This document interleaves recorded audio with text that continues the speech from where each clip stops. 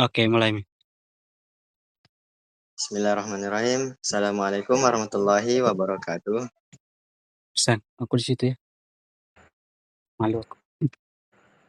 Waalaikumsalam warahmatullahi wabarakatuh. Pada kesempatan kali ini, kami dari kelompok 4 akan memaparkan hasil diskusi kami yang dimana itu mengenai strategi pengelolaan SDM dalam studi kasus yaitu mengenai ummah.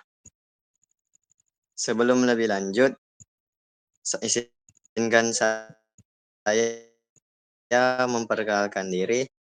Saya atas nama Muhammad Farhan Nazwarul Fadil dengan NIM 60200124057 dan rekan saya Saya atas nama Muhammad Zafran Zaki dengan NIM 60200124161. Saya atas nama Panes Lumi Pramoja dengan NIM 60 2012 40 024. Saya atas nama Ruslan J dengan NIM 60200124136. Oke, baik. Langsung saja pemateri pertama saya serahkan kepada Panes Lumi Pramoja. Di sini ada profil stop syariah UMMA.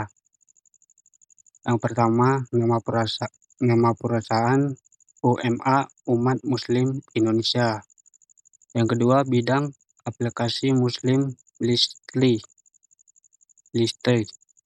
doa, jadwal, salat, konten Islami, komunitas. 3. Fokus memberdayakan umat muslim melalui teknologi. 4. Menilai utama, amanah, berkah, kolaboratif. Lanjut. Strategi rekrutmen syariah.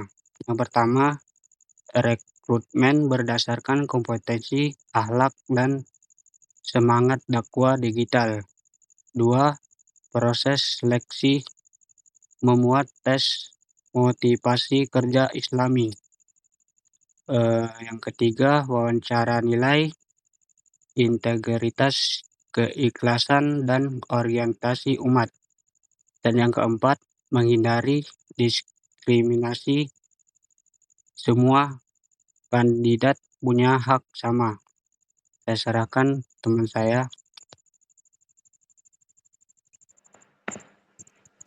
Baik, yang selanjutnya itu ada praktik rekrutmen di UMMA. Yang pertama itu ada penyaringan CV dengan nilai-nilai keislaman. Nah, yang kedua itu ada interview mendalam tentang pemahaman syariah dan niat kerja. Yang ketiga, ada pelatihan awal. Pengenalan budaya kerja berbasis Islami. Nah, yang keempat itu ada evaluasi masa orientasi, yang dimana itu dia mengevaluasi akhlak, tanggung jawab, dan kolaborasi. Nah, yang selanjutnya itu ada pengelolaan karyawan. Nah, yang pertama itu karyawan diajak untuk kontribusi sebagai ibadah. Yang kedua, budaya kerja kolektif. Berjuang bersama untuk umat. Nah, yang ketiga itu dukungan rohani, yaitu kajian mingguan, komunitas zikir, dan waktu sholat. Nah, yang keempat itu ada pemimpin menjadi teladan dalam etika dan kerja keras. Nah, selanjutnya itu ada sistem kompensasi syariah. Yang pertama, gaji tetap yang adil dan transparan.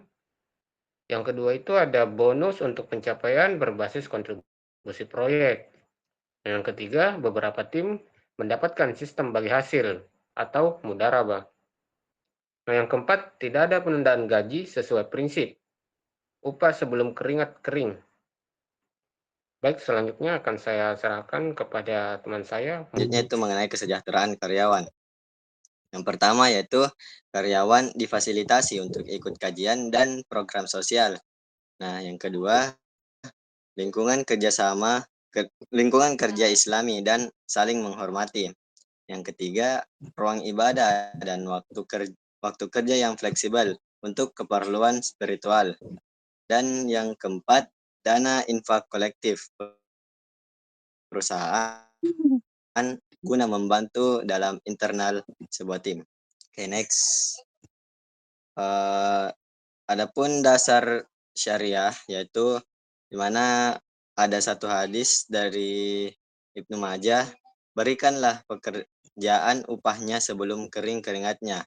Nah, UMMA ini berkomitmen terhadap keadilan upah sebagai bentuk ibadah dan tanggung jawab sosial. Dan adapun tantangan mengenai pengelolaan SDM syariah ini. Nah, yang pertama, kurangnya tenaga kerja yang menguasai bidang teknologi dan syariah sekaligus. Yang kedua, menjaga semangat spiritual di dunia digital yang serba cepat. Dan yang terakhir, persaingan dengan perusahaan konvensional ini dalam menarik talenta yang terbaik atau menyaring sebuah talenta dari keseluruhan.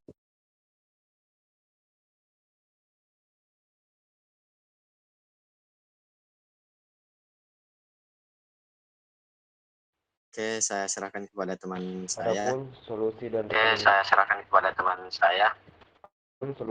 rekomendasi. Yang pertama itu pelatihan rutin tentang Islam dan teknologi. Yang kedua, menumbuhkan semangat dakwah sebagai motivasi utama kerja. Yang ketiga, kompensasi yang bukan hanya materi, tapi juga nilai-nilai keberkahan. Yang keempat, konsultasi rutin dengan Dewan Pengawas Syariah atau DPS.